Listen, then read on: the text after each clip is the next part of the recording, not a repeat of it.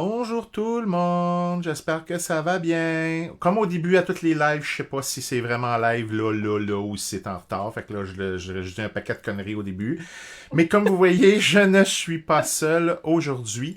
Et le temps qu'on confirme que c'est bien sur nos shows, donc on refresh. Mais je suis en compagnie aujourd'hui de Joël Hamelin. Joël Hamelin qui est éduqué, oui, c'est en live, là, c'est officiel. Donc, Joël est intervenante en comportement canin et elle est présidente de Humanipassion. Et c'est une amie à moi depuis, écoute, ça fait quoi là? Ça fait au-dessus de 10 ans, certains qu'on se connaît. On s'est connus dans le Depuis métier. 2010. Depuis 2010, hein, c'est ça. Oui. Donc, on est ensemble comme ça. On a déjà fait un événement ensemble il y a moultes années dans un sous-sol de je sais pas trop où, je me souviens plus c'était quoi. Le vétérinaire à Saint-Jean-sur-Richelieu. C'est ça, c'est exactement ça. On avait fait c'était ma première conférence avec quelqu'un qui faisait du chien, puis c'était avec Joël. Joël, vous la connaissez peut-être, elle a déjà été à la télévision. Elle croit qu'elle aime pas être à la télévision, mais elle aime ça. C'était quoi déjà l'émission que tu étais? Animaux. Animaux. Ah, t'étais animaux avec moi, c'est ça. On n'était pas ensemble, mais ça a été ça. Non, Et j'étais avec Jean Lessard. ah, c'est ça, tu étais avec Jean. Donc, tu as fait Animaux.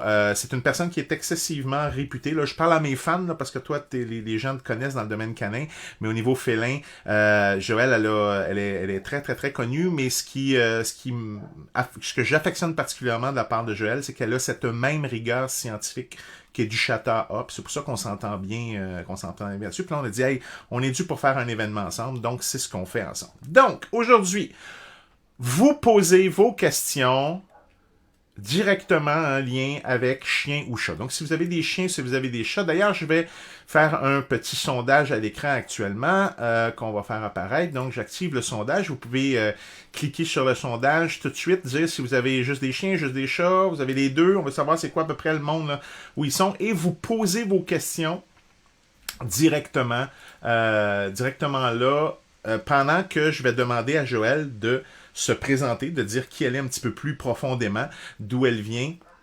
Et moi, pendant ce temps-là, je vais arranger un paquet d'affaires parce que c'est moi qui est en charge de la technique aujourd'hui, j'ai pas d'aide.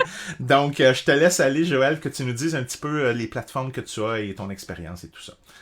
Merci beaucoup. Ben, premièrement, Daniel, je veux vraiment te remercier de m'offrir cette opportunité-là. C'est vraiment gentil, puis je suis vraiment contente d'être là. Good. Euh, Ceci dit, un peu comme tout le monde, la passion des animaux était là en bas âge, mais évidemment, fallait que je fasse un métier sérieux. Donc, j'ai été me former dans un métier très sérieux, mais la passion a été plus forte que tout.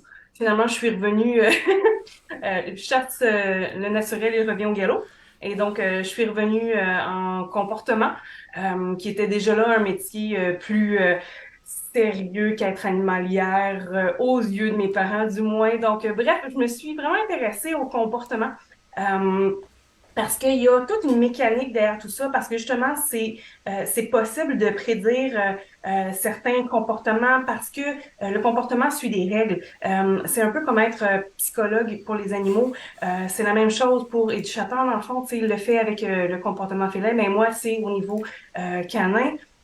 J'ai fait plusieurs formations. Ma première a été avec Sinodo, mais évidemment, je me suis perfectionnée par la suite. J'ai été faire des cours avec euh, Patrick Robert, qui avait dans le temps le Marmousset. J'ai été faire des Clicker Expo. J'ai été faire également le premier Chat Academy avec Daniel pour connaître au niveau du chat. J'ai fait des stages aussi au Biodôme de Montréal, un stage aussi au Bioparc de la Gaspésie. Bref, oui, je me suis spécialisée en comportement canin, mais j'ai été chercher aussi des connaissances en comportement animal de façon beaucoup plus large. Mais au niveau de ma pratique, je me spécialise donc vraiment au niveau canin. J'ai eu une pension, j'ai eu aussi du toilettage en désensibilisation, mais ce qui est toujours resté dans le collimateur, ça a été les cours de groupe et la consultation pour les problèmes de comportement. Depuis à peu près 3 ans, par contre, je me concentre beaucoup plus sur la plateforme. Du moins, le reste fonctionne encore, les cours de cours sont encore là, mais ça fait à peu près là 2 ans là, depuis que la COVID est arrivée que je me concentre un peu plus sur la plateforme Humanipation, qui est un nouveau projet qui rassemble une foule d'intervenants, dont Daniel, qui lui a le chapeau pour le comportement félin, évidemment. Pendant que tu parles, Sur je fais lequel juste mettre le site. Là, on ne te voit plus, mais on voit la plateforme là, que je Ah, démontre. génial. Donc, vas-y, continue. Oui. Euh, Donc, c'est ça, je me concentre sur la plateforme. On est une belle grande équipe d'intervenants avec différentes compétences. Euh, il y a entre autres Francis Pousseau, qui a été technicien en santé animale au niveau du département de la médecine comportementale au DMV. On a aussi d'autres techniciens en santé animale, plus au niveau de la santé. On a d'autres intervenants en comportement canin aussi. On en a aviaire. Bref, on est vraiment une super belle équipe. Euh, c'est ça. Ça Good. marche. Excellent. Alors, j'ai montré un petit peu ton site pendant que tu faisais, parce que, Daniel, oui, étant donné que le live est aussi présent sur ma page Facebook, est-ce que toi, tu voudrais te présenter pourquoi pas, hein?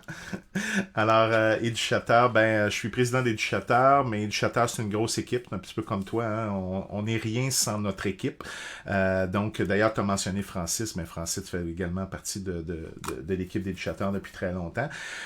Et c'est ça. Donc, on fait de la consultation en ligne à domicile. En fait, on est pas mal pendant tout ce que tu as dit, là, pas mal ce qu'on fait chez éducateur, mais au niveau du chat. Donc, on fait de la consultation, on fait beaucoup de formation également. On a aussi notre plateforme en ligne qui s'appelle Félin Expert, qui fonctionne un petit peu différent de la tienne, et c'est pour ça que je vais contribuer à la tienne, tu vas contribuer à la mienne, parce qu'on se complète super bien de cette façon-là, hein, et les statistiques le démontrent, et là, c'est justement, je voulais aller voir un tout petit peu qu'est-ce que le sondage nous Oui, donne c'est pour intéressant. savoir tout ça. Là, j'ai pas de questions à date, et ça, c'est pas normal, et je me demande si c'est un bug. Je vois que au niveau du sondage, ça fonctionne, mais je n'ai pas de questions des gens.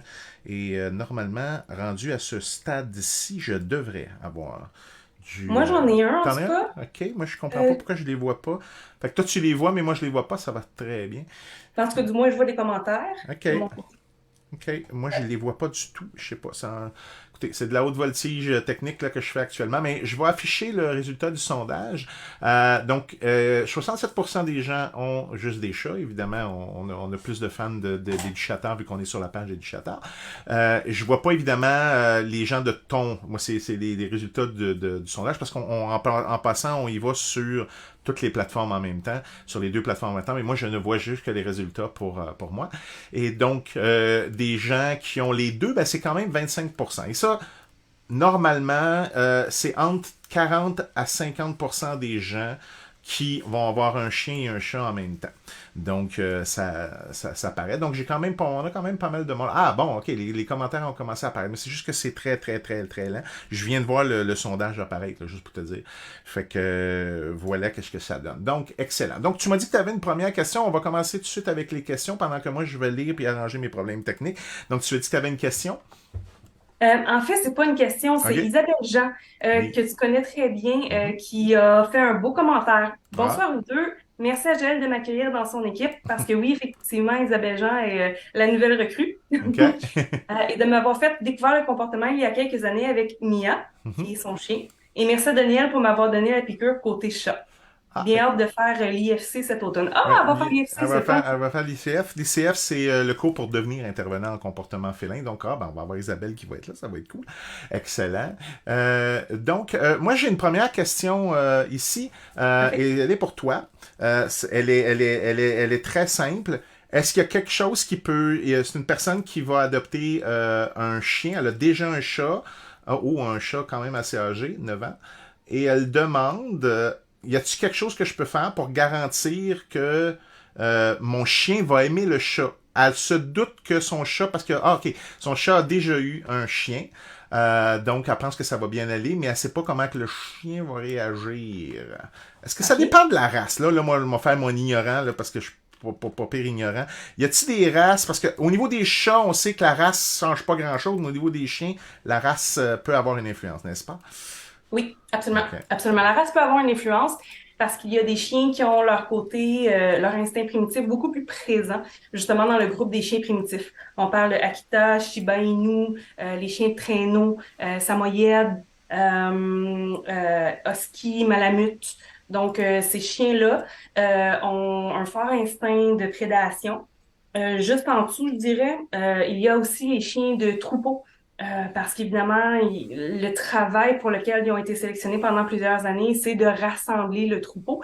Il y a même aussi les bouviers australiens qui, eux, mordent les jarrets des veaux, pardon, pas des veaux, mais des bœufs pour rassembler le troupeau de bœufs.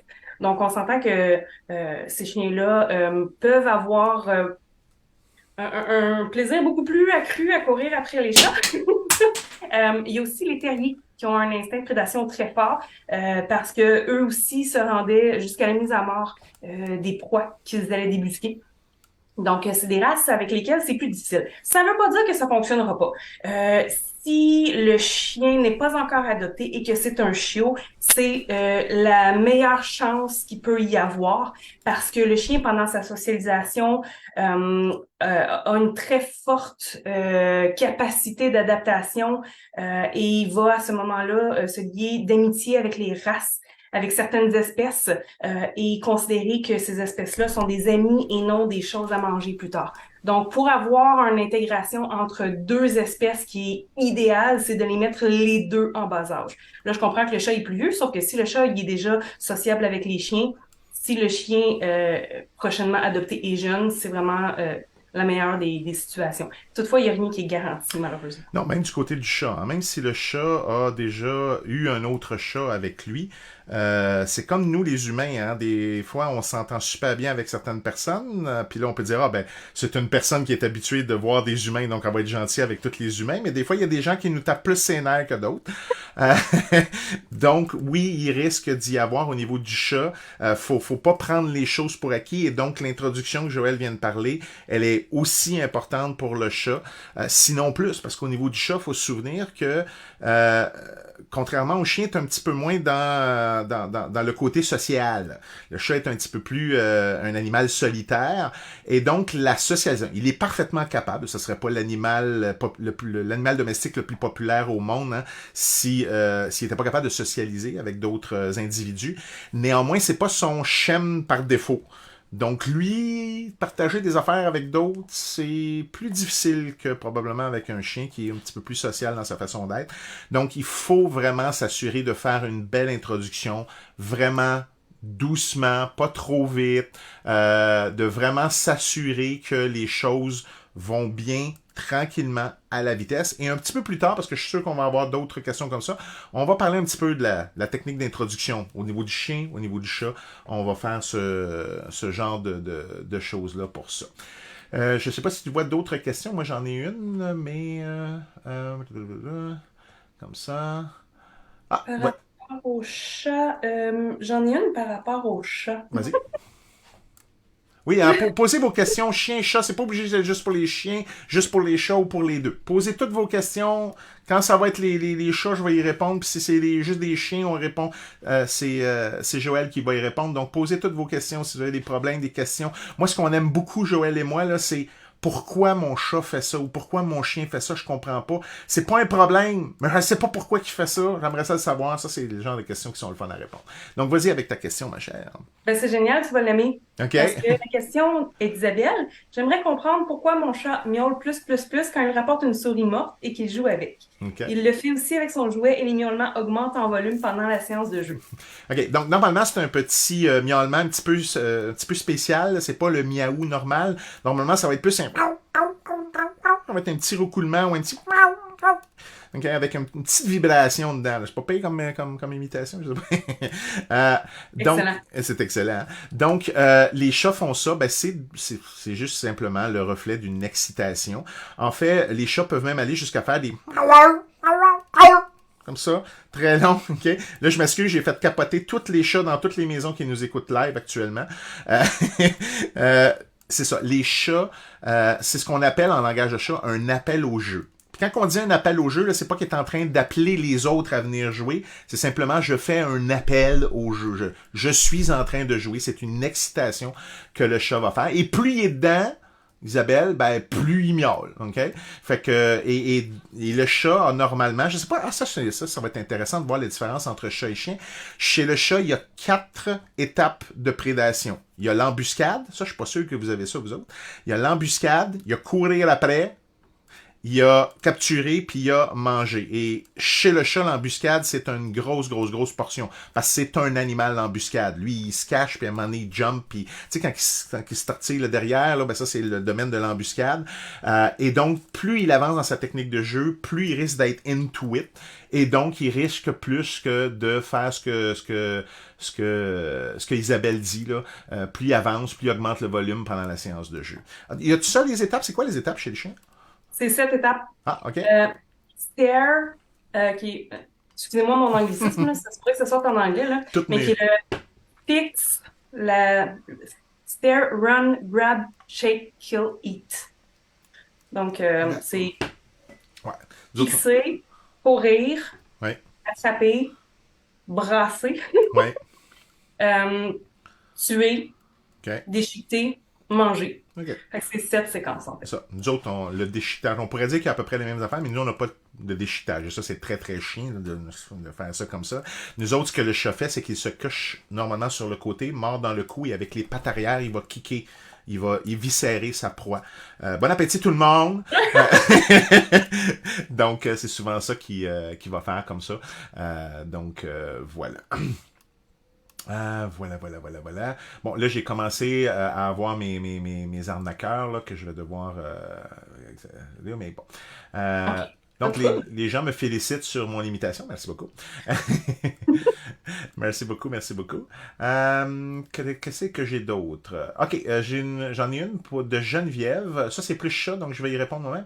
Pourquoi mon chat délimite son territoire par l'urine à l'intérieur de la maison lorsqu'il voit mon autre chat ou un autre animal? Ah, ça, c'est intéressant. Ça pourrait être un chien dans ça. Et donc, OK, le délimitage, tu sais, le fameux marquage urinaire, là, pendant longtemps, on a pensé que c'était du marquage territorial. Mais vous devez savoir que le chat n'est pas un animal territorial. Ça fait pas tellement longtemps qu'on sait ça. Et ça, je sais là, qu'il y en a là, qui doivent faire que « What? Le chat n'est pas un animal... » Non, le chat n'est pas un animal territorial. On a... Depuis que les études se font avec des GPS et des caméras et des choses comme ça, on a découvert que ce qu'on pensait être du comportement territorial ne l'est pas. Et là, je pourrais aller plus loin, mais là, on se perdrait pendant des heures et des heures parce que ça vient de loin. Donc, croyez-moi juste sur parole là, pour l'instant. Pour ça. Non, c'est pas ça la science. Non, ça marche pas. Hein? Donc, quand un chat fait du marquage urinaire, s'il n'est pas stérilisé, OK? Donc, il est entier, tout ça. Lorsqu'il fait du marquage urinaire, il va normalement le faire à un endroit, par exemple un poteau, puis tous les chats du voisinage vont faire ça sur ce poteau-là. Et ce poteau-là, ça devient le Tinder de la place. Ça devient l'endroit où je mets ma fiche Tinder, puis là, l'autre chat y arrive, puis il swipe à gauche ou à droite pour savoir s'il y en a un qui est de son goût là-dedans. OK? Fait que c'est une image, là, mais on comprend que le marquage urinaire chez les animaux, chez les chats non stérilisés, c'est une simple façon de dire je cherche partenaire pour débat sexuel intense, et ils vont faire ça comme ça. Quand les oui. C'est comme les babillards dans les restaurants. Quand on rentre dans les restaurants et dans les bars, souvent, il y a un babillard puis il y a plein d'annonces. Exactement. C'est exactement la même chose. Et ça a un but sexuel. Maintenant, lorsque les animaux sont stérilisés, il peut y avoir du marquage urinaire, mais comme on l'a dit, c'est pas du marquage territorial. Si vous avez ça chez vous, c'est un conflit avec un autre chat. Pas avec un chien, pas avec un éléphant, avec un autre chat. D'accord? C'est bien important. Et il y a un conflit. Oui, mais Daniel, j'ai pas de chat chez nous. Ça se peut que ça soit avec un chat à l'extérieur. Oui, mais Daniel, il va pas à l'extérieur. Mais ça se peut qu'il en voit un à l'extérieur. Oui, mais Daniel, j'habite au 32e étage d'une tour à bureau. Ok, là, je sais plus quoi dire. Non, en fait, oui, il pourrait y avoir, vous pourriez amener des odeurs avec vous, par exemple. Si vous travaillez dans le domaine des animaux, si vous êtes travaillé en clinique ou dans le refuge et tout ça, ça pourrait déclencher ce genre de comportement-là. Donc, mais normalement, ça va être un conflit avec un autre chat. Et ça se règle en réglant le conflit avec le chat. Ça, c'est selon, il faut comprendre c'est quoi, c'est où, c'est comment. Et ça, une consultation peut vous aider. Et ça se règle relativement très facilement. Donc, je vous encouragerais d'aller consulter la page d'Éducateur pour avoir une consultation. Est-ce que tu as une autre question pour moi? Pour toi ou pour toi, pour moi? Là? En fait, je pense qu'on voit finalement les mêmes questions, toi et moi. Ah oui, ok. Ok. Ceci dit, je vois une question pour les chats, mais à laquelle je pourrais répondre. Vas-y. Une question de Sylvie Santerre qui dit: Mon chat a 8 mois et il dort tout le temps. Que une ou deux séances de jeu de 5 minutes avec moi et il l'arrête. Je trouve ça bizarre pour un chat qui n'a pas encore 1 an. J'ai plein de jouets à plumes et autres. Ball spring, est-ce normal? Je dirais que la première chose à faire, c'est d'aller consulter votre vétérinaire. Parce qu'évidemment, il faut éliminer toute cause de santé avant même de pouvoir travailler le comportement. Puis, de mon pif, c'est pas beaucoup pour un chat de 8 mois. Qu'est-ce que t'en penses, Daniel? Non, c'est pas beaucoup de jeux. Un chat, normalement, un jeune chat là, de 8 mois, 5 minutes. Ça, les 5 minutes, on voit ça dans les chats adultes. Ok, oui, il peut y avoir des chats qui sont surtout âgés, là, quand on parle 7-8 ans et plus, là, dans les chats seniors et gériatriques. Des 5 minutes de jeu chez un chat, c'est pas mal. Entre 5 et 10 minutes, c'est pas mal la norme. Chez un chaton, normalement, ça dépasse plus d'air que ça. Donc, oui, ton conseil, Joël, la première chose vraiment d'aller voir le vétérinaire ici. Vous avez raison de trouver ça bizarre. Maintenant, ça se peut que vous ne jouiez pas bien avec le chat, puis que lui, il trouve ça plate. Ça peut être ça aussi. À ce moment-là, je vous encouragerais d'aller voir sur felinexpert.com. On a une petite vidéo gratuite que vous vous inscrivez, là, ça coûte rien, là. Vous inscrivez, vous allez voir, faites une petite recherche sur technique de jeu et vous allez voir comment on joue avec un chat. Mais c'est parce que normalement, un chaton, t'as pas besoin d'avoir de grosses techniques, là. Il va vraiment jouer. Donc, oui, ça m'inquiéterait un tout petit peu. Allez voir votre vétérinaire pour ça. Ça serait relativement important pour ça, comme ça. J'invite les gens à poser des questions pour les chiens. Oui. Il y a 25% des gens qui avaient dit qu'il y avait des chats. Ben, gars, on va faire une deuxième chose. Je veux savoir, ça se passe-tu bien avec votre chat? Parce que là, on a 25% des gens qui ont là, puis il y a personne qui pose des questions sur leur chien. Ça se peut pas que des 25% des gens qui ont des chiens, ça l'aille tout bien. Là, je crois pas à ça, là. C'est pas vrai, là. Donc, n'ayez pas peur de poser vos questions pour les chiens.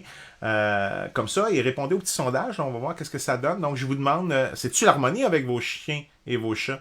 Ils se tolèrent-ils? Y en a-tu un qui terrorise l'autre? Donc, juste pour voir un tout petit peu, qu'est-ce qu'on a comme ça? Moi, j'ai une question personnelle, ma chère Joëlle. Vas-y. J'espère que ma voisine n'écoute pas le live. Le chien de ma voisine, il jappe beaucoup. Je sais pas s'il est excité ou je sais pas s'il a peur, mais aussitôt qu'elle le sort à l'extérieur, il jappe, mais pas longtemps. Il jappe peut-être pendant 1 minute ou 2. Là. Il court partout dans le cours, puis là, raf, puis s'il voit qu'il y a du monde qui marche au loin, il va japper après. Je sais qu'elle a déjà pris des cours avec un intervenant en comportement canin. Okay? Moi, ce que je veux savoir de ta part, c'est, y a-tu des chiens où c'est peine perdue, tu seras jamais capable de rien faire, ou s'il n'y a pas d'amélioration, c'est peut-être plus parce que on n'a pas tout à fait appliqué les conseils à la lettre de l'intervenant en comportement canin. Les deux réponses sont bonnes Okay? parce que c'est certain que chaque chien a ses limites quant à sa capacité d'adaptation. Les maladies mentales existent aussi chez les chiens. Donc, tu sais, par exemple, il y a des cas de réactivité qu'on atteint un certain plateau puis on pourra pas aller plus loin que ça. Puis s'il y a la médication qui est prise, ben, on atteint un autre plateau, mais ça reste là. Donc, des fois, c'est vraiment en termes comportementaux que le chien a une capacité d'adaptation qui est limitée. Et d'autres fois, c'est l'environnement qui n'est pas suffisamment changé pour changer le comportement du chien, qu'il faudrait qu'il y ait un petit peu plus d'entraînement et de rigueur de la part de l'humain. Mais il faut aussi se dire que l'humain aussi a sa capacité d'adaptation. avec la vie puis tout ça, on voit souvent que l'humain pourrait aller plus loin, mais vu son horaire chargé, il s'investit pas autant que nous, on souhaiterait, mais on voit que le chien peut avoir du potentiel pour aller plus loin. Good, excellent. Question de Nadine pour toi, ma chère. Quoi faire Oui, si mon chien court après mon chat? Ça, je savais qu'on l'aurait, là. génial! OK, j'avais hâte à celle-là, tu Ben sais. oui, on l'attendait tous, là. Je sais pas pourquoi, là. À un moment donné, j'ai dit, crème, on va l'inventer, là. Il va y avoir du monde qui... Donc, OK, ben, de façon générale, de toute façon, quand ça se passe mal entre chien et chat, il y a toujours trois niveaux sur lesquels il faut travailler. Premièrement, la gestion. La gestion, c'est faire en sorte que les deux animaux soient pas toujours ensemble. Que ce soit pour l'intégration qui soit comme momentanée ou même sur 2 ans. J'ai déjà fait une intégration chat-chien chez moi qui a duré 2 ans. Oui, 2 ans. OK. Euh, Patiente. oui, mais le chat n'était pas socialisé. Ben, c'est Timmy, là. Elle n'est pas socialisée au chien. Et je lui ai amené un gros bouvier bernois bébé. Donc, on s'entend que oui, ça a Dans, été long, dans la mais serre. pas le bien-être des deux animaux était respecté. Chacun avait leur étage. Euh, on a fait de la gestion d'environnement justement pour qu'ils puissent s'apprivoiser à leur rythme. Euh, Ensuite, il faut combler les besoins du chien parce que c'est certain aussi que, tu sais, si vous avez un husky qui sort pour une marche de 30 minutes dans une journée, mais quand il va voir le chat passer, c'est évident qu'il va partir en courant après le chat parce que ses besoins de base ne sont pas suffisamment comblés. Donc, la deuxième étage, déjà en partant que je vais travailler, qui est super facile et qui peut déjà réduire énormément le comportement, c'est de combler les besoins du chien au niveau physique, masticatoire, intellectuel. Et le troisième niveau, c'est d'entraîner le chien. Donc, lui apprendre des exercices d'autocontrôle. Par exemple, quand le chat apparaît, viens toucher à ma main, tu vas avoir quelque chose d'extraordinaire. Donc, lui apprendre un comportement qui est inverse à celui que lui produirait. Euh, on peut aussi lui apprendre à rester calme et ignorer le chat avec plusieurs exercices comme le top 3 des jeux pour avoir un chien calme qui est sur la plateforme d'Humanipation qui va consister à faire en sorte qu'on va encourager le chien à regarder le chat et à rester calme. Dans le cas où ça réussit, puis on y va graduellement en étapes. Et dans le cas où ça réussit, mais on récompense le chien, puis on augmente la difficulté jusqu'à faire exprès pour faire passer le chat en courant et que le chien reste vraiment volontairement à côté de nous. Euh, si le touche serment de rappel à ce moment-là et le top 3 des jeux sont sur la plateforme si jamais ça vous tente. Ben, justement, j'aimerais ça que tu nous en parles de ta plateforme Humanipation. C'est vraiment une super de belle plateforme sur laquelle je vais être. Mon cours est pas encore là, mais ça s'en vient. Je suis en train de le finaliser.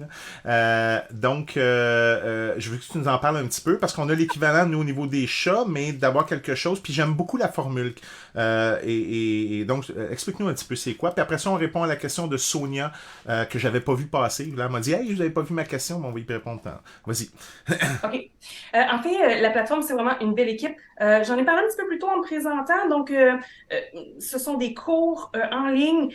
Notre but a été de démocratiser la bonne information et de la rendre accessible au plus de monde possible. Parce qu'on se rend compte qu'il y a deux grandes problématiques. Il y a une question de pénurie de main-d'œuvre.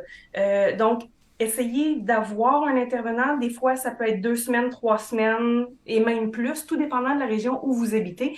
Et d'avoir quelqu'un qui travaille réellement en renforcement positif, ça peut aussi être difficile. Donc, nous, on s'est dit, OK, on va aller chercher plein de partenaires qui travaillent correctement, basés sur la science. On va devenir un gros groupe crédible. Puis, les formations qu'on va travailler vont passer à travers d'un grand processus de qualité et on va les rendre vraiment à bas prix. Donc, c'est un peu comme un Petflix. Vous avez le choix soit de prendre un forfait à 27,50 par mois. Vous avez accès à toute la plateforme. Vous avez des gros rabais sur la consultation en ligne. Sinon, vous pouvez aussi prendre les cours à l'unité. Justement, il y a également de la consultation en ligne qui est offerte, ce qui fait que, tu sais, si vous avez vraiment un très gros problème de réactivité, ben, notre cours de réactivité en laisse, entre autres, il est expliqué étape par étape avec des vidéos. Si vous avez de la difficulté puis que vous prenez une consultation en ligne on the side, vous êtes facilement capable, même si vous êtes au fin fond du bois, de vous débrouiller à ce moment-là tout seul. Et ça, c'est une chose que je veux dire, que j'ai beaucoup admiré sur ta plateforme, parce que, étant donné que j'ai fait une plateforme, on a, toi et moi, beaucoup étudié les autres plateformes ailleurs. Et une chose qui m'a vraiment, vraiment plu, puis qui m'a vraiment surpris, c'est que c'est pas juste un monsieur ou une madame qui te parle pendant 1 heure de temps, là. Il y a des vidéos explicatives avec le chien, la personne qui est là, qui montre les étapes par étapes, tu sais. C'est vraiment bien fait, c'est vraiment bien monté. Et c'est ce que j'ai apprécié beaucoup, puis je m'en suis inspiré, je dois te le cacher, je ne te le cacherai pas. Je m'en suis inspiré un petit peu, et c'est ça qui est vraiment le fun. C'est que c'est pas juste du blabla, c'est on vous montre de façon très factuelle les choses, et c'est très facile à comprendre, c'est très pédagogique, on voit que tu as travaillé sur ce petit côté-là, donc moi je veux te féliciter, c'est une super de belle plateforme. Vous allez Ben, voir merci. ça. Donc elle est épinglée sur le show, donc Humanipassion, Humani, passion.com. Allez voir ça, allez vous inscrire. C'est pas cher là. Pour le prix, là, le nombre de vidéos qu'il y a là-dessus, gang, là, moi je me pitcherais. En tout cas, Ben, si j'avais un dépêchez-vous parce chien. qu'on augmente les prix en juin. Ah, et voilà. Donc, j'avais une question de Sonia. Elle dit je n'ai pas de chien, par contre, j'aimerais prendre des marches avec la chienne de ma voisine. Elle ne joue jamais avec elle, ni ne prend des marches. Elle est très énervée, mais c'est une gentille grosse doudoune. J'aimerais savoir un peu la base, car je n'aurais pas, car je ne paierai pas la voisine. On ne payera pas la voisine. Aussi, elle jappe beaucoup. Donc, qu'est-ce que tu es capable de dire avec ça? Puis, j'ai Josine, ma conjointe, que tu connais très bien, qui, elle aussi, veut faire ça. Elle veut promener, justement, le chien du voisin, puis qu'il arrête de japper, qu'elle veut faire ça aussi. Donc, qu'est-ce qu'on a à savoir, là, si on veut faire ça, puis on veut pas s'improviser? C'est certain que si c'est un chien qui est lourd, posez des questions à savoir s'il pourrait pas vous faire tomber et vous blesser. Chose qui est Euh, arrivée à ma conjointe Josine, by the way. D'accord? Elle s'est cassée une épaule parce qu'elle avait sous-évalué la grosseur du gros chien danois qu'elle promenait. Des gros chiens danois qu'elle promenait. Fait que faites pas la gaffe. il faut s'assurer que le chien ait des outils adéquats si jamais il tire. Un harnais avec un attache frontale va énormément vous aider, entre autres. Euh, Évidemment, entendez-vous avec la voisine, là, si son chien peut manger des morceaux de foie séchés, des fois déshydratés, moi je vous dis, vous allez devenir le meilleur ami de ce chien-là. Achetez-vous une petite pochette d'entraînement, plusieurs morceaux de foie. Et donc, chaque fois que vous croisez un chien, nourrissez le chien que vous promenez. Si vous faites juste ça, vous allez déjà améliorer énormément la situation parce que le chien que vous promenez va apprendre que quand vous croisez un autre chien, c'est vous qui devenez intéressante. Donc, ça devrait déjà là aider énormément. Good. Excellent. Écoute, je t'avais dit qu'on ferait un live de 30 minutes, mais Oui, les questions ont mis du temps à venir. commence. Ouais. Puis là, ça roule. Fait qu'on Oui. défonce. OK? On défonce, Parfait. on continue comme ça. Pour ça. Donc, j'y vais. Là, j'y vais dans l'ordre et dans le désordre. Là. Si j'ai passé votre question, ne vous inquiétez pas. J'y vais dans l'ordre et dans le désordre. J'en ai une qui est très bonne ici.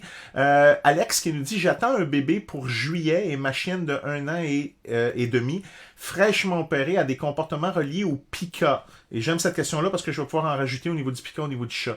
Elle cherche à manger de la terre régulièrement ou du bois. Finalement, cela lui occasionne des problèmes d'estomac et refuse de manger pendant presque toute la journée. Jusqu'à temps que mon conjoint revienne de travailler. Information importante.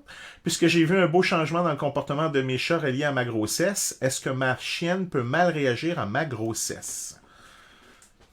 Oui, effectivement, la chienne peut sentir les différences hormonales. Euh, En fait, ça tombe vraiment super bien parce que Fanny, qui est justement présente dans l'assistance, vient tout juste de faire un cours sur préparer l'arrivée d'un bébé lorsqu'on a un chien. Donc oui, vous faites bien de vous poser la question. Puis oui, il y a des choses à faire maintenant. Il faut intégrer les nouveaux meubles avant que le bébé arrive. Vous allez aussi pouvoir changer les routines de base pour que votre chien soit un petit peu plus indépendant de vous, avoir des routines de mastication plus loin de vous, avoir des routines de tapis relax plus réguliers, déjà partager les tâches avec le conjoint pour que la routine devienne déjà un peu plus euh, fidèle à ce que ça va être une fois que le bébé va être arrivé. Aussi préparer le fait que le chien sautera pas sur le bébé quand vous allez l'avoir. Donc déjà là, de la désensibilisation avec la coquille. Aussi prévoir l'arrivée de la visite. Quand la visite va arriver, c'est possible que le chien soit super excité. S'il n'y avait pas de problématique puis que le chien s'éloignait déjà, merveilleux, mais sinon, vous allez devoir peut-être pratiquer ça aussi. Donc, elle soulève tout plein de questionnements et de choses que vous pouvez faire avant, puis de limites que vous devez prendre en compte pour respecter aussi votre conjoint parce que ça va vraiment changer votre routine. Donc, peut-être que votre conjoint ne veut pas que le chien aille dans la chambre du bébé, peut-être que vous, oui. Donc, oui, bref, définitivement, le chien peut être affecté par votre grossesse et changer de comportement. Il peut même commencer à vous protéger. Mais étant donné que c'est pas exactement ma spécialité, Fanny est vraiment spécialisée là, dans l'arrivée des nouveau-nés. Je vous inviterais peut-être simplement à vous créer un compte gratuit sur Humaine Passion. Quand on a des nouveaux cours, on envoie un infolette à tous nos abonnés. Excellent, donc ça s'en vient. Je vais faire un petit aparté au niveau des chats, c'est sensiblement la même chose. Les chats étant des animaux très routiniers, la routine c'est quelque chose de très important et Dieu sait quand on a un enfant que la routine prend le bord assez rapidement. Donc, essayez de forger une nouvelle routine, de respecter ça. Et au niveau du chat, comme je pense au niveau du chien, mais au niveau du chat, ce qui est vraiment important, c'est de créer une association agréable avec le nouveau-né. Donc, quand vous allez avoir eu votre nouveau-né, c'est plus l'arrivée du nouveau-né qui... le chat, des fois, il y a de la misère avec ça. Ça crie, ça chiale, ça... Exact. Et puis là, il y a tout le changement de routine. Donc, ce que je vous encouragerais de faire, c'est à toutes les fois que vous êtes, par exemple, à donner à boire à l'enfant, ben, vous associez ça avec quelque chose de le fun, avec une petite gâterie. Quand l'enfant braille, quand il pleure, petite gâterie. À toutes les fois que l'enfant se manifeste d'une façon qui pourrait peut-être déranger le chat, gâterie, gâterie, gâterie. Si vous vous promenez avec des gâteries dans les poches comme ça, vous allez vite voir que votre chat il va comprendre que hey, cette bébête-là, quand ça broye, c'est payant. Comme ça que ça broye, OK? Donc, ne vous inquiétez pas, le chat ne provoquera pas le broyement chez l'enfant. Mais, donc, c'est plus au niveau de la routine. Mais tout le reste de ce que Joël a dit, oui, ça vaut aussi pour le chat. Pour ça également. Résultat du sondage, c'est dans l'harmonie, ma chère, dans 50% des cas. Il se tolère dans 33% des cas. Et je suis surpris, 0% des chats terrorisent le chien, mais 17% terrorisent le chat. Le chien terrorise le chat. Donc, oui, ça ne surprend pas, ça surprend pas. C'est que souvent, hein, le chien, il prend le chat, la petite boboule à poêle que je suis capable de jouer avec. Qu'est-ce qu'on peut faire pour ça, Joël, quand on a un chien qui court après un chat? Parce que j'en ai un là. Mais celle-là est particulière, je vais te la lire. Natacha qui dit « J'ai un berger anglais, 3 ans et demi. À chaque fois que elle éternue, il part à courir après sa Maine Coon de 3 ans. » Donc, on va faire ça en 2 portions. La première portion, qu'est-ce qu'on fait pour éviter qu'un chien part à courir après un chat? Puis après ça, on va revenir sur le petit côté particulier de la question ici, que c'est quand elle éternue qu'il part à courir. Parfait. C'est certain que moi, j'aimerais faire un exercice de contre-conditionnement. Ça peut être quand le chat, quand j'éternue, parce que dans ce cas-là, c'est quand vous éternuez, c'est ça qui déclenche le comportement. Vous voulez lui apprendre un nouveau comportement quand vous éternuez. Ça peut être quand j'éternue, va sur ton coussin. Ça peut être quand j'éternue, viens me voir. Bref, il vous faut décider du comportement que vous désirez avoir. Et par la suite, vous allez le pratiquer à maintes reprises. Donc, vous allez éternuer, vous allez dire ce que vous désirez avoir, soit tapis ou viens. Quand le chien exécute, vous payez. Et à force de répétition, à un moment donné, votre chien va finir par anticiper. Quand vous allez éternuer, il va produire le comportement sans même que vous ayez eu à le demander. Vous allez pouvoir récompenser. Puis il faut simplement le cimenter dans une multitude de circonstances, pratiquer-le dans plusieurs pièces différentes et ainsi de suite. Ce qui fait qu'à un moment donné, vous allez pouvoir réintégrer le chat quand vous allez éternuer. Mettez le chat initialement en hauteur pour que ce soit plus facile. Éternuer, le chien vient vous voir, parfait, vous vous récompensez. Ce qui fait que éventuellement, vous allez même pouvoir descendre le chat au sol et réessayer l'exercice. Si vous avez peur pour la sécurité de votre chat alors qu'il est présent, vous pouvez garder votre chien en laisse, ce qui fait que si jamais il y a un accident, mais vous avez un filet de sécurité, votre chien ne pourra pas aller jusqu'à votre chat. Je vous en prie, attachez-le sur un harnais pour pas qu'il y ait un coup sur la trachée. Excellent, excellent. Maintenant, pourquoi est-ce qu'il chasse le chat quand vous éternuez? Ça va rester des hypothèses, on s'entend? Ouais, ça va pas. Mais il y a du conditionnement opérant là-dedans là, qui est arrivé par hasard, puis mais c'est ça. Probablement que. C'est vraiment très drôle. C'est peut-être un chien qui est anxieux. OK. J'aimerais ça creuser plus loin parce que définitivement, c'est spécial puis ça m'intéresse, là. Mais tu sais, si c'est un chien qui est légèrement nerveux, oui, effectivement, si Ah, l'éternuement le rend nerveux, ben, ah, à ce OK. moment-là, il fait quelque chose qui lui donne de l'endorphine, puis de la course, ça donne de Ah, l'endorphine. ah, Donc, c'est intéressant ça. C'est bien. il Bonne y a une explication. possibilité que ce soit ça. OK. Moi, j'avais simplement qu'il a fait une association. C'est arrivé qu'à un moment donné, elle a éternué, puis que le chat a fait de quoi, il est parti après, puis il a trouvé ça le fun. Puis là, il pense que le signal de Hatchum, ça veut dire faut que je cours après, parce que je vais avoir du plaisir. Ça peut être juste ça. Mais j'adore ton explication qui est beaucoup plus probable comme ça pour ça. C'est possible, mais il aurait généralisé tout de suite, sur le coup. Ouais, d'un coup, ouais, j'admets que en un seul fois, il faudrait que ça se fasse au moins deux, trois fois pour qu'il fasse une association, mais Ouais. effectivement. Euh, j'ai une question de. Toi, t'as-tu spoté des questions pendant que je parlais? Euh, oui, Vas-y. une de Annick Dunkernan qui fait justement partie de Humaine Passion aussi. Good. Elle dit, bonsoir à vous deux, j'ai deux nouveaux venus dans notre famille, deux magnifiques Maine Coon, Albert et Millie. Ils Mhm, ont présentement 7 mois. Comme ses frères et sœurs, nous avons dû faire opérer notre femelle, mais quel âge serait idéal pour la stérilisation de notre mâle? mhm. Et autre question, est-ce que côté comportemental, ça risque de changer leur bonne entente une fois opérée? OK. Au niveau de la question sur la stérilisation, je ne suis pas vétérinaire et donc je ne me mêlerai pas de ça, mais tout ce que je peux vous dire, c'est que c'est pas l'âge qui est important au niveau de la stérilisation, c'est le poids. D'accord? Mais il y a une chose que je peux vous dire cependant. Il faut opérer surtout les mâles, mais les femelles aussi, avant l'âge de 6 à 7 mois. Parce que c'est à ce moment-là que les hormones sexuelles rentrent en ligne de compte et un mâle non castré ou non opéré a 95% de chances de faire du marquage urinaire. Donc, les femelles, il y a pas de pourcentage, mais c'est assez élevé. Et lorsqu'on stérilise les animaux, ben, on empêche ça. Et si, malgré tout, après qu'il est stérilisé, il fait du marquage urinaire, ben là, on se réfère à notre première question, où c'est un problème avec, un conflit avec un autre chat. Donc, ça, c'est à voir avec votre vétérinaire au niveau de la stérilisation. Maintenant, pour ce qui est du côté comportemental, à savoir est-ce que ça risque de changer leur bonne entente une fois opéré, il y a oui et non. Je veux dire, il y a rarement une relation. Si les comportements sexuels n'ont pas débuté avant la stérilisation, il n'y a pas de raison pour que ça améliore ou que ça déstabilise ou que ça fasse quoi que ce soit. Un des mythes qu'on entend souvent, là, c'est mon chat va se calmer une fois qu'il va être opéré. Okay? On entend souvent ça. Ce n'est pas vrai. C'est juste que ça donne que quand on opère les chats, ça arrive souvent à la fin de la période super active des chatons. Et donc, il se calme. Même si tu l'avais pas fait opérer, il se serait calmé pareil, comme ça. Okay? Donc, la stérilisation, si c'est fait avant l'âge qui a eu ses premières choses, ben, ça changera rien. Maintenant, s'il y a déjà eu des comportements sexuels, là, ça, c'est une autre question qui peut venir en portion, en complément. Là. Mais sinon, non, tu ne verras pas grand-chose. Ce que tu peux faire, cependant, c'est pour améliorer leur relation, ben, c'est de faire un petit peu de ce qu'on dit depuis tantôt, de faire de l'association agréable entre les deux chats. Quand ils sont dans la même pièce, gâterie. Quand ils s'approchent les uns des autres, gâterie. Des choses comme ça pourrait aider à faire ça comme ça. Pour ça. J'en Attendez. ai Vas-y. une. Ah ben vas-y.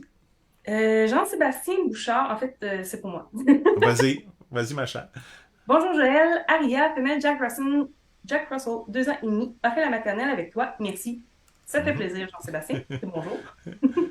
Euh, Depuis notre déménagement, elle est devenue très réactive aux voitures lors des promenades.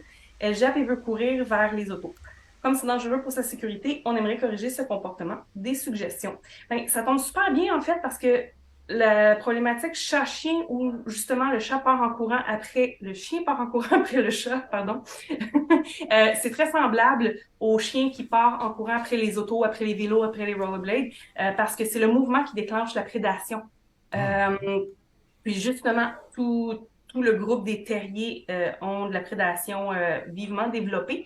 Euh, je, la façon simple est d'apprendre un contre-conditionnement. Donc, c'est-à-dire quand le chien voit la voiture bouger, ben justement, faire un comportement qui est différent. Par exemple, assis-toi.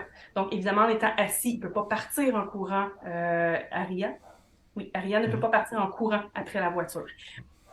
Toutefois, on s'entend qu'une voiture peut passer à très grande vitesse, tandis qu'avec un chat, ben, le chat rapidement va aller se mettre dans un coin, va monter en haut et ainsi de suite.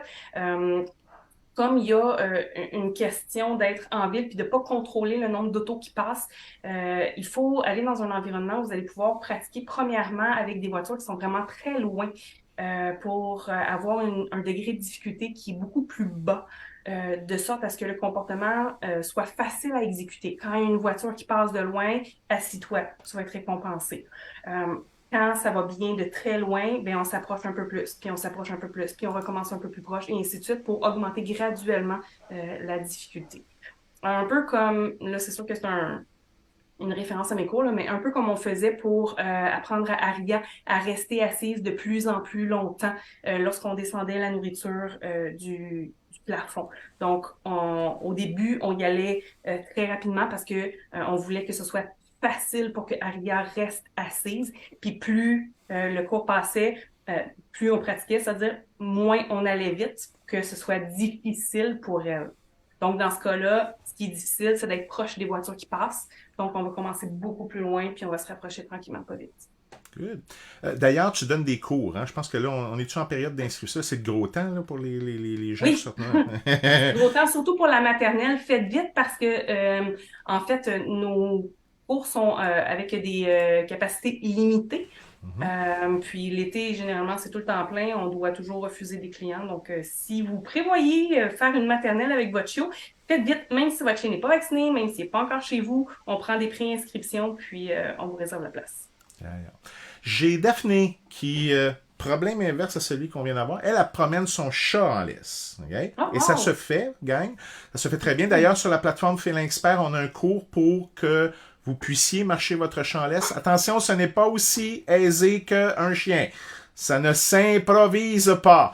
D'accord? On met pas une laisse après ça, puis on sort dehors, puis non, non, non. Il y a des étapes, il y a les bons harnais, il y a un paquet de choses à savoir. Puis elle a dit, mon problème est en relation avec les chiens, c'est que quand elle voit des chiens, attendez, je vais juste le retourner. Je dois faire très attention parce qu'elle court vers les chiens pour les attaquer. Ça, j'avoue que j'ai pas vu ça souvent. Donc, qu'est-ce qu'on pourrait faire pour ça? Au niveau du chat, normalement, c'est le contraire. En fait, au niveau du chat, le conseil premier que je pourrais vous dire, c'est quand vous vous promenez en laisse avec un chat et que vous voyez un chien au loin, prenez le chat dans vos bras, puis changez de bord de rue. Ok, vous savez jamais comment le chien va réagir au chat. Okay? Parce qu'il y a beaucoup de chats qui partent après la boupette à poêle, et là, ça peut devenir un gros problème. Puis si la personne ne tient pas à l'aise du chien assez solide, c'est vous qui allez en faire les frais. Donc, évitez les rencontres avec les chiens. Maintenant, si vous avez ça, un chat qui veut partir avec le chien, je vais laisser Joël répondre. Pourquoi? Parce que c'est exactement la même affaire qu'avec un chien qui part à courir après un chat. C'est la même affaire. Vas-y, ma chère. Absolument. Puis, bon, évidemment, mon expertise n'est pas avec les chats. Je ne sais pas s'il y a vraiment des chats qui essayent de fuir en laisse quand ils voient des chiens. Mais si votre chat a l'habitude de se promener en laisse et qu'il a compris qu'il est pris au bout de la laisse et qu'il ne peut pas fuir, c'est possible qu'il soit tombé dans le mode « je me défends plutôt que je fuis parce que je ne peux pas fuir ». Proactif. Oui, exactement, exactement. Puis en fait, c'est exactement ça qui se passe chez les chiens. Les chiens qui réalisent qu'ils ne peuvent pas fuir parce qu'ils sont attachés au bout d'une laisse, foncent, tout simplement. Également, l'adrénaline va faire en sorte qu'on a un tempérament qui va être, qui va s'exacerber plus vite. Donc, bref, il y en a qui vont filer un peu plus dans la vie, d'autres qui vont être un peu plus proactifs, mais ceux qui ont une tendance à être un peu plus proactifs rapidement en laisse, ils vont devenir réactifs. Bref, je me souviens plus, je pense que c'était avec la berger anglais, tantôt on en parlait, le chien du voisin. Essentiellement, si le chat a peur de voir des chiens, ce qu'on veut faire, c'est un conditionnement classique. Quand il y a des chiens qui apparaissent, regarde comment c'est le fun ici dans ma main. Moi, j'ai quelque chose d'extraordinaire et de très goûteux. C'est la plus belle journée de ta vie quand il y a un chien qui apparaît dans le décor. Donc, ce qu'on veut faire, c'est une association agréable entre apparition du chien et ce qui se produit dans la vie. Ce qui fait qu'à un moment donné, l'apparition des chiens va devenir agréable parce que l'apparition des chiens égale toujours un bout de thon, un bout de poulet, un bout de fromage, peut-être, pour les chats? Non. Non, pas de fromage? Non, Ok, bon. chat intolérant au fromage, pas une bonne Ok. idée. Yeah, ça, c'est pas mon domaine. Mais du conditionnement classique, donc quand le chien apparaît, il y a quelque chose d'extraordinaire qui apparaît dans ma main, puis en plus, on change de côté de rue. Ce qui fait que le chat va garder la confiance en vous et va apprendre que quand il y a un chien, il n'y a pas de panique, il va juste revenir vers vous, puis vous allez le sortir de la situation. En fait, si à un moment donné l'émotion disparaît, parce que là on prend pour acquis qu'il y a une émotion qui fait qu'il court après le chien, mais si l'émotion disparaît, à un certain moment donné, il peut apprendre que c'est beaucoup plus payant de rester près de vous pour avoir de la bouffe que de partir à courir après l'autre. Donc ça peut être une chose. Mais Euh, ça va changer l'émotion anyway. ça va changer l'émotion, effectivement. C'est pour ça qu'on fait du conditionnement classique ou du conditionnement répondant. C'est pour changer cette émotion-là. Daphné, des petites questions à rafale bien rapides. OK? OK. M'a dit, est-ce qu'un chien peut être jaloux d'un chat? La jalousie n'est pas une émotion qu'on attribue aux animaux. Il est possible dans la situation, quand il voit que vous êtes en mode de donner de l'affection, ça se peut qu'il dise, moi aussi j'en veux, mais on va pas dire, elle mérite pas, moi j'en veux, pourquoi elle en a plus? Donc, elle est là, la subtilité, c'est, Puis ah ouais, il en veut pas à mort de l'avoir aussi. OK? exact. C'est ça. Fait que non, c'est la même chose chez le chat, by the way. C'est pour ça que Joël a bien dit les animaux. En passant, oui, il y a des animaux chez qui la jalousie a été prouvée, mais c'est très peu. Là. Les primates, chez certains primates, on l'a démontré, mais sinon, non, chez les chiens et les chats, ce n'est pas à ce niveau-là. C'est plutôt, on va appeler ça de l'accès prioritaire à la ressource, où moi, je veux, moi, comme Joël a dit, j'en veux. Moi aussi, j'en veux. Tasse-toi, je veux l'avoir. Amélie me demande, mon chat gratte tout ce qui est vitré quand il voit son reflet. Est-ce que les chiens font ça aussi? Quand- Euh, Gratter leur reflet, je pourrais pas affirmer, mais définitivement japper en voyant leur reflet. Réagir, ouais, c'est ça. OK. Réagir. Alors, oui, il y a des chats qui vont faire ça, qui vont réagir. Il y a des chats qui vont avoir peur de leur reflet, d'accord? Ça a été prouvé. Il y a quelques animaux sur Terre qui se reconnaissent dans les miroirs ou dans les vitres, qui reconnaissent leur reflet. Les dauphins, les corvidés, les éléphants, ce sont tous des animaux qui... Mais il y en a très, très peu qui se reconnaissent dans le miroir. Et donc, ton chat voit un reflet. Et souvent, ce qui arrive, c'est on voit souvent ça la nuit, quand le chat voit son reflet. Lui, il pense qu'il voit un chat dehors. OK? Fait qu'il peut vouloir interagir avec lui, il peut carrément en avoir peur pour ça. Et il essaie d'interagir d'une façon X, Y, Z comme ça. Et des fois, ça développe des comportements assez bizarres, comme par exemple, moi, Keiko ici, il fait ça, mais dans la télévision. Il gratte la télévision, comme ça. Okay? Il spin sa télévision, comme ça. Puis les gens me disent, pourquoi il fait ça? Ma réponse la plus bête que je peux vous donner, c'est, il aime ça. Je peux pas aller plus loin là, je peux pas rentrer dans sa tête et essayer de deviner qu'est-ce qui se passe dans sa tête. Il aime ça. Oui, des fois je vois qu'il essaie de courir, surtout pendant les parties de hockey là, ça il aime bien ça. Parce que les parties de hockey, ce sont des affaires foncées sur un fond blanc, c'est très contrasté et ça les chats ils aiment beaucoup ça, ce genre de choses-là. Les chiens jouent-tu ça avec la télévision? Ils sautent-tu après les affaires après la télévision? Oui, oui, oui, Oui? j'aime beaucoup sur YouTube. OK. Fait que Définitivement. c'est la même chose pour les chats. Donc, il faut faire attention. Avec un chien, par exemple, bon, moi, si mon Danois se pitch sur ma TV 60 pouces, je suis pas sûr que ça va être le fun. Ben, on se fait surtout, évidemment, comme intervenante en comportement canin, on se fait surtout appeler pour ce qui est dérangeant. Mon chien jappe quand il entend des chiens japper à la télé. Mon Oui. chien jappe quand il voit d'autres animaux à la télé. Mhm. Mais tu sais, sur YouTube, on voit beaucoup de chiens, tu sais, qui voient d'autres chiens, là, puis qui sont contents, puis qui vont derrière la télé pour voir si le chien y est là, ou des games de baseball, justement, où la balle, à part, ben, le chien regarde de l'autre côté pour voir où est partie la balle, tu sais. Fait que les chats réagissent beaucoup moins à la télévision.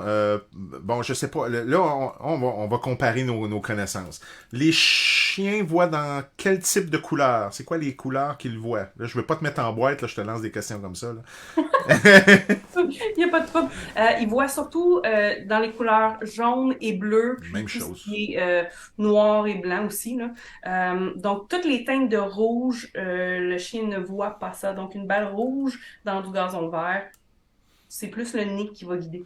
Et voilà, même chose pour le chat, identique, même couleur, même affaire, très sensible au contraste, très sensible au mouvement, c'est la même chose. Donc c'est pour ça que lorsqu'il y a des affaires contrastées qui bougent à la télévision, les animaux vont avoir tendance à réagir beaucoup comme ça. Surtout que les deux sont des prédateurs, Ouais. donc ils sont conditionnés à poursuivre ce qui bouge. Oui, effectivement, c'est souvent ça pour ça. Écoute, ma chère, on est déjà presque l'heure faite, donc je ne sais pas si tu avais remarqué une autre question à laquelle tu voulais, une petite dernière. Je viens de voir que Josine a réagi à notre commentaire de tantôt. Elle dit On bon, t'aime, bon, Josine. bon. Euh, Euh, oui, il y ouais. en a un ici. Alexandra, pourquoi mon chien gratte au sol après avoir fait une selle? Environ un grattage par patte. Pourquoi mon chat cherche à enterrer son bol d'eau après avoir bu? Fait que c'est un 2 pour 1. T'as un 2 pour un, puis j'imagine que les réponses vont être identiques dans les deux cas. Mais vas-y. Ah, ben j'allais te laisser la Ah, non, non, priorité. vas-y. OK. Ben, le chien va gratter le sol après avoir fait une selle pour marquer visuellement la place. Ah, De ce que je connais comparé au chat, le ouais, c'est chien, pas ça. lui, il veut exposer ses selles, il veut uriner le plus haut possible.